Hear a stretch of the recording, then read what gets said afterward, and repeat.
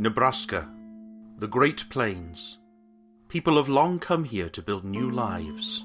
My Welsh heritage has been part of my life because all 8 of my great-grandparents came over from Wales. The Welsh people were very kind and inclusive with me because I married a Welshman. Sinking deep roots into the rolling prairies. My Welsh heritage is very important to me, probably because I have such a Welsh name. Berwyn Emrys Jones. My classmates in primary school always stumbled over it. Leaving everything they know behind to take their chances in a new land.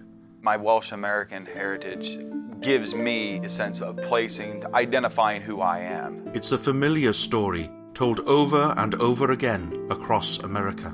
What we love is our music and our poetry, and it's something that not everybody has.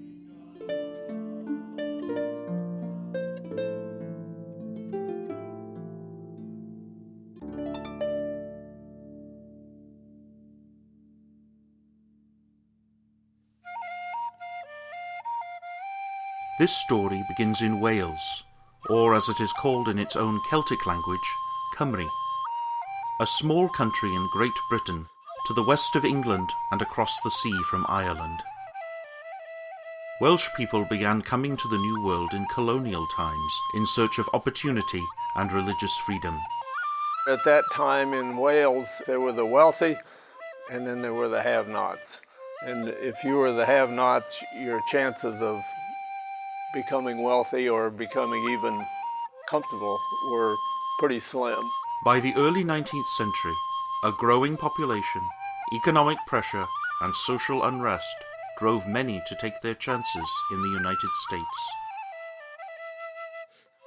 Farewell Brydain, a'i choen a'i chynen, a'i hingol angen, a flawen floedd. Farewell Gymru, a'i thraws a'r glwyddi, a'i gwladaidd dlodi, sy'n gwaeddi ar goedd. It was the poverty there. Everything was owned by the English. They just wanted to have a better life. This is why they came. Robert Hughes came from Kinwood, Wales. He left for the States at a very young age. Him and a friend seen a handbill, said free land in America and lots of opportunities. He packed up his earthly belongings in a trunk and kissed his sister goodbye, and knowing he'd probably never see her again. My grandfather, John E. Jones, came downstairs with a carpet bag packed and announced that he was going to America to make his fortune. And his mother had a hissy fit. My name is Thomas Higgins, and my great-great-grandfather, Thomas Higgins, was evidently the first Welshman to homestead in Nebraska. He landed in New York, this was long before Ellis Island, and applied for citizenship and worked and met his future wife, Catherine Davis. She was born in Wales as well. They made their way up to Sauk County, Wisconsin. Welsh immigrants built thriving communities across the northern states, where many worked tirelessly in the hope of purchasing their own land. Meanwhile, they faced a test of loyalty to their new country. Some of them went to the Civil War. They'd been here 10 years, and they said, okay, you need to come and fight for us. Well, we just got here. And they went, and most of them made it back. I have one ancestor here, John Griffiths, who got shot in the shoulder and carried that mini ball for his whole life. With the Civil War's end, settlement in the Great Plains accelerated, assisted by the Homestead Act of 1862, which made it easier and cheaper for settlers to claim and purchase land. They decided that the land in Wisconsin was too expensive. It was a problem because they couldn't get ahead of the migration fast enough to get there when the land was still cheap. Welsh families in Wisconsin, Ohio, and other states struck out for the frontier. My great-grandfather got the land for $1.25 an acre, close to the Missouri River, pretty good farmland. If they lived on it 6 months, it was theirs. Within a few years, the Welsh had established a thriving community in southeastern Nebraska. Other Welsh settlements followed, and immigration from other states and Wales itself continued into the early 20th century.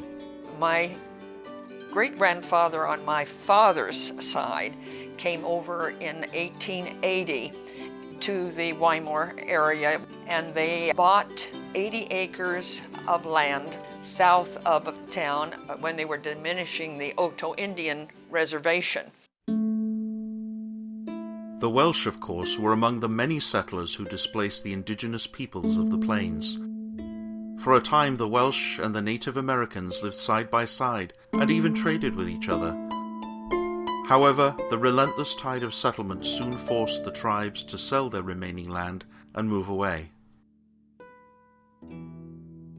Sinking their ploughs into the prairie soil, building homes and barns, the Welsh now beckoned others to join them in the Garden of the West.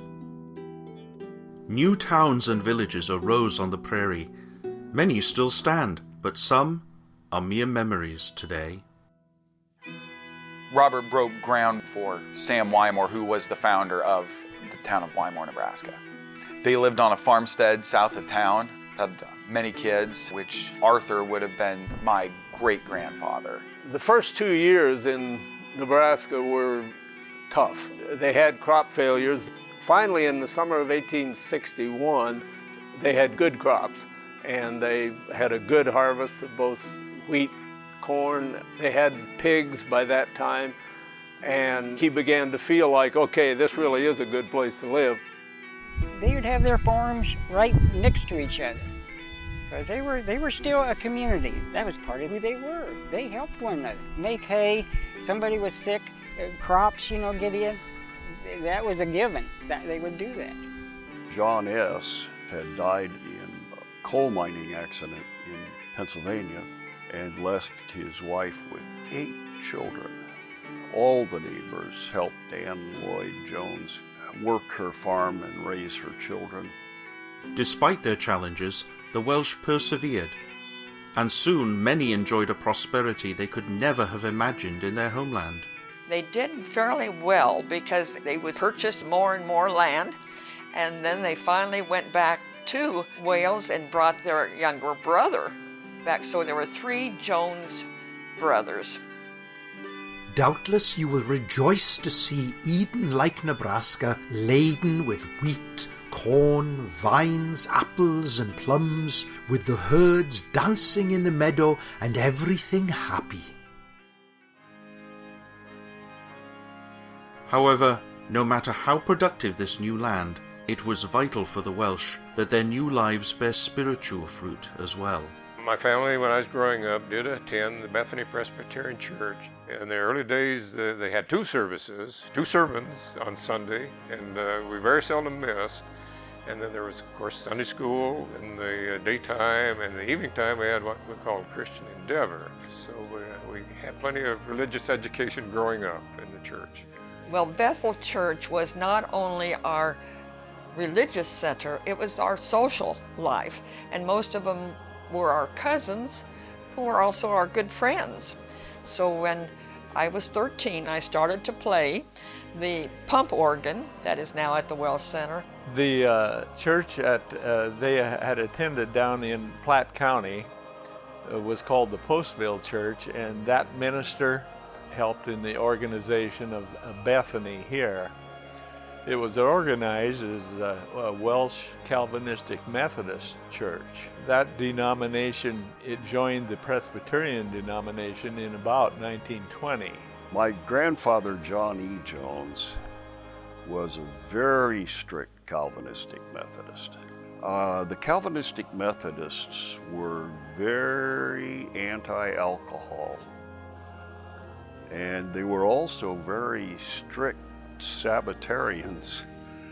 He would do absolutely nothing that even appeared to be work on a Sunday. His only vice was horseshoes. He was an expert horseshoe pitcher. And there is a wonderful old photograph in the family of Johnny with the horseshoe out like this.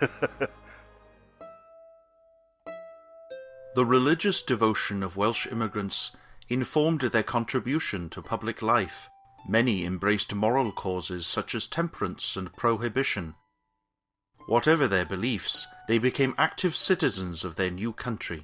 Ann Jones was my great-grandmother. She was very, very active in the WCTU, which is the Women's Christian Temperance Union. So what my great-grandmother would do would go into the bars, preach to the guys that were drinking, walk out the back, go down the alley and go to the next bar. But most importantly, she ran for mayor. And this was quite unheard of. And let me tell you, she lost by 3 votes because her own son didn't vote for her.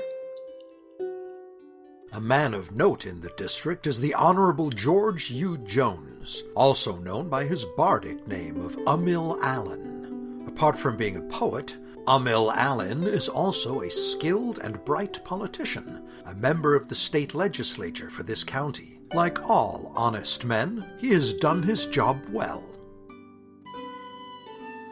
But beside their strong beliefs, it was their language that defined their identity as Welsh-Americans.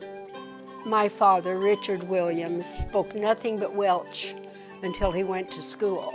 And he told stories to all of us kids about his life in Wales, sang his songs for us. My father always made us say things in Welsh at the dinner table. So we had to say Holland for salt. We could not say the English word. And my grandmother would always tell me, Gwyneth, Kaitigeg, which means shut your mouth. Alongside Independence Day, which they celebrated with picnics and concerts, the most important event for the Welsh was often the Eisteddfod, a poetic and musical competition conducted in their native tongue. Wel, Gymru dewrion, dewch yn awr, ynghyd I gael Eisteddfod fawr, a cheir Nebraska yn llawn o dan, yn seinio ei Chymreigaidd gan. Within a few years of the turn of the 20th century, the Welsh of Nebraska and their kin in the homeland would be brought together again as a new generation of Welsh Americans heeded their country's call. Well, when World War I broke out, Emrys, my father, enlisted. He was assigned to the Signal Corps.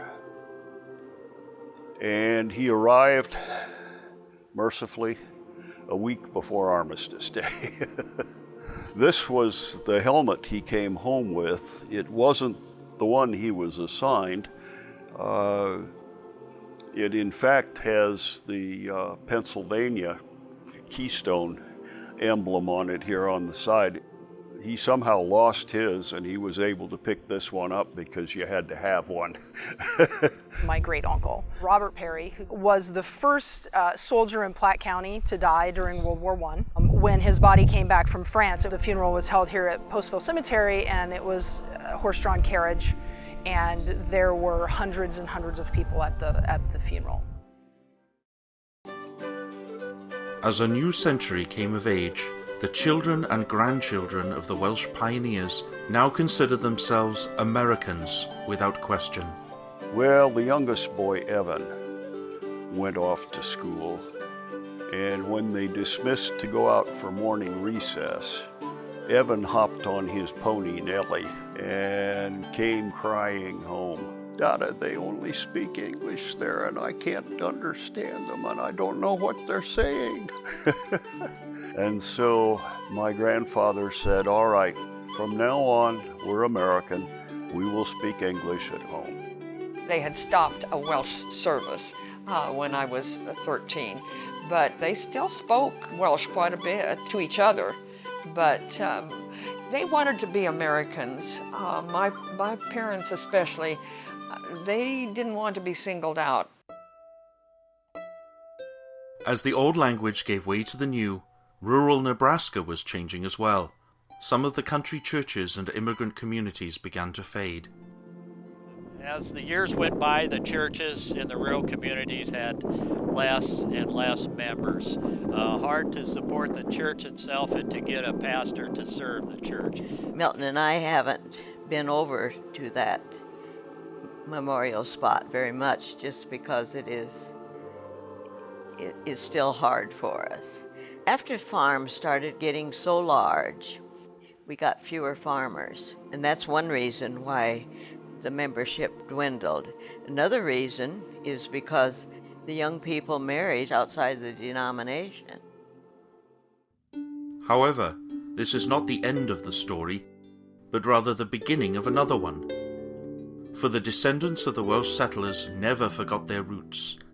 A new generation came together to celebrate and share their Welsh heritage, and even learn the language again. When I was in the 6th grade, I was fortunate enough to go to Toronto, Canada for a week to the foreign language school for Welsh foreign language.